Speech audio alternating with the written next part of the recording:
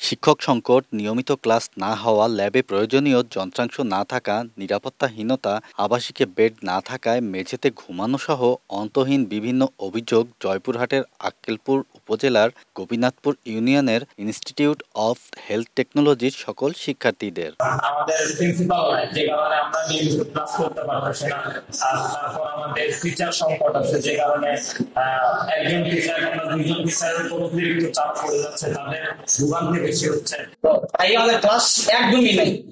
এখানে যে আজকে অতিরিক্ত শিক্ষকদের না থাকতো মনে হয় না ওরা কোনো ক্লাস পাইতাম।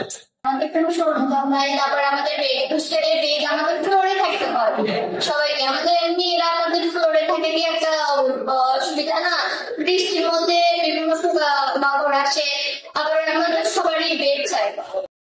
প্রতিষ্ঠানটি চালু হওয়ার পর থেকেই নানা সংকট ও সমস্যা নিয়েই খুঁড়িয়ে খুঁড়িয়ে চলছে প্রতিষ্ঠানের পাঠদান ও প্রাতিষ্ঠানিক কার্যক্রম। ল্যাবরেটরি ও ফার্মেসি বিভাগে 4টি শিক্ষাবর্ষে ৩৩৫ জন শিক্ষার্থী রয়েছে বলে জানা যায়। এর মধ্যে ছাত্র রয়েছে ১৬৯ জন এবং ছাত্রী রয়েছে ১৬৬ জন। দ্রুত সংকট ও সমস্যা নিরসনের দাবি ওই প্রতিষ্ঠানের শিক্ষার্থী এবং কর্মকর্তাদের। এদিকে সর্বোচ্চ চেষ্টার মাধ্যমে দ্রুত সমস্যা সমাধানের আশ্বাস দিয়েছেন ওই প্রতিষ্ঠানের বর্তমানে দায়িত্বে থাকা জেলা সিভিল সার্জন কর্মকর্তা ডক্টর মোহাম্মদ রুহুল আমিন।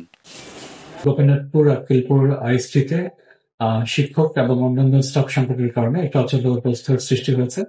আমরা এই বিষয়ে অবগত এবং এই বিষয়ে কার্যকর পদক্ষেপের জন্য আমরা স্বাস্থ্য শিক্ষা অধিদপ্তর যারা এই বিষয়টি দেখেন এবং পরিচালনা করেন সেখানে আমরা লিখিতভাবে জানিয়েছি এবং অন্যান্য যতগুলো মাধ্যম আছে যেখানে এই বিষয়ে প্রভাব রাখা সম্ভব আমরা চেষ্টা করছি। আশা করছি অচিরেই এই সংকট দূরীভূত হবে।